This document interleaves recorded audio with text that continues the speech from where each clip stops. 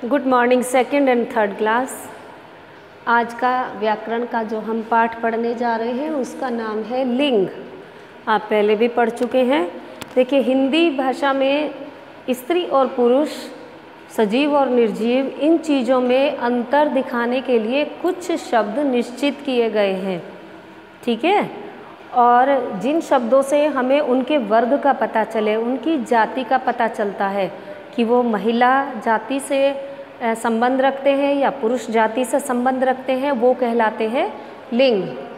अब लिंग की सिंपल सी वही परिभाषा होगी, जिन शब्दों से हमें पुरुष जाति या स्त्री जाति का बोध हो, बोध मतलब ज्ञान हो, पता चले, उसे हम लिंग कहते हैं, ठीक है। लिंग को दो भागों में बांटा गया है, स्त्रीलिंग और पुल्लिंग। स्त्रीलिंग यानी जो महिलाओं के लिए जो शब्द यूज़ किए जाते हैं, प्रयोग किए जाते हैं, उनको स्त्रीलिंग कहा जाता है, और जो शब्द पुरुषों के लिए उपयोग किए जाते हैं उनको पुल्लिंग बोला जाता है, ठीक। तो यहाँ पर कुछ नाम दे रखे हैं। स्त्रीलिंग अधिकतर ये कहा जाता है कि ई की मात्रा जिन शब्दों के अंत में आती है वो स्त्रीलिंग में आते हैं, लेकिन इसमें भी काफ़ी अपवाद है। कई शब्द ऐसे हैं उनके पीछे ई की मात्रा आ रही है लेकिन फिर भी वो स्त्रीलिंग है, या आ की मात्रा आ रही है वो फिर भी स्त्रीलिंग है ना। तो कुछ पहचान है खास, फिर भी एक वर्ग बांट दिया गया है कि किस वर्ग के नाम स्त्रीलिंग में आएंगे, किसके नाम पुल्लिंग में आएंगे। जैसे नदियों के नाम, अधिकतर नदियों के नाम स्त्रीलिंग होते हैं। गंगा है, यमुना है, कावेरी है, कृष्णा, नर्मदा, है ना। लेकिन एक नाम इसमें आता है ब्रह्मपुत्र।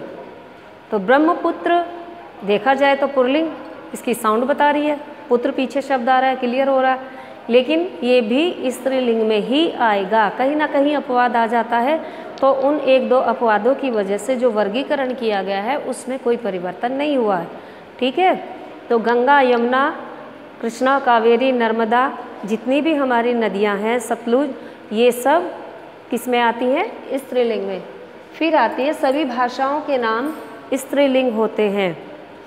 हिंदी, इंग्लिश, अरबी, फारसी, तमिल, तेलुगु, कन्नड़, जितनी भी भाषा हैं, पंजाबी, गुजराती, मराठी, जितनी भी भाषाएं हैं उनका नाम स्त्रीलिंग में रखा जाता है।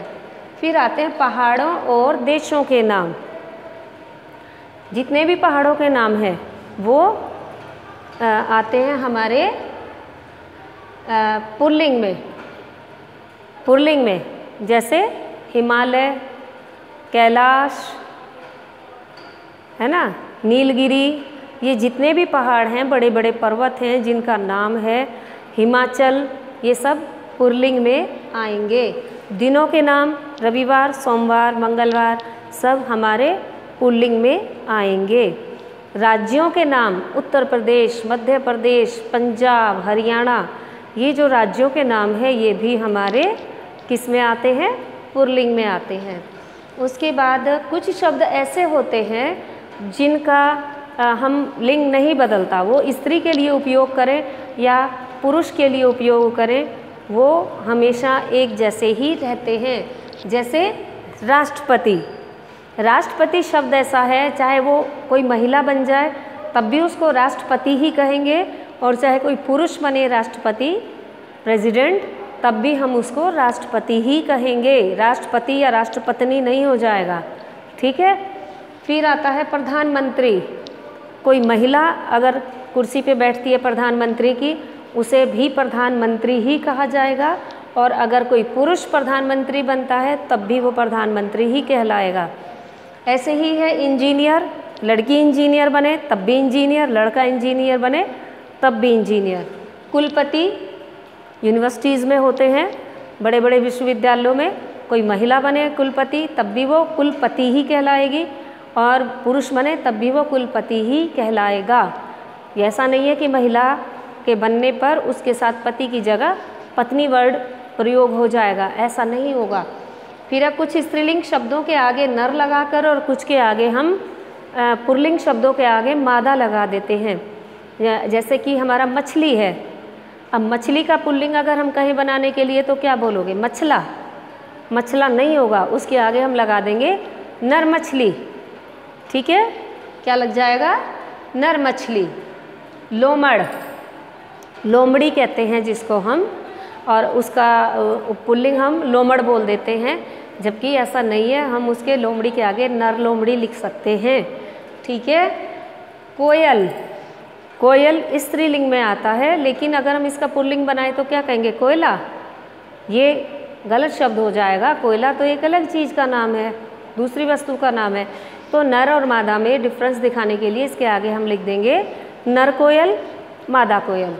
ऐसे ही पुल्लिंग को जब हम स्त्रीलिंग में बदलते हैं तो उसका रूप वही रहता है, लेकिन उसके आगे लग जाता है मादा। भालू, भालू का स्त्रीलिंग भाली नहीं होगा, ठीक है, या भलुआइन नहीं होगा। भालू का स्त्रीलिंग मादा भालू होगा। तोता, अक्सर कह देते हैं बच्चे तोता तोती, जबकि तोता तोती नहीं होता है, तोता ही होता है, चाहे वो नर है चाहे मादा है। तो केवल अंतर जानने के लिए क्या कर देते हैं? मादा तोता, नर तोता। ठीक है। कछुआ, कछुए का अपोजिट कछुई नहीं होगा, उसके आगे क्या लग जाएगा? मादा कछुआ।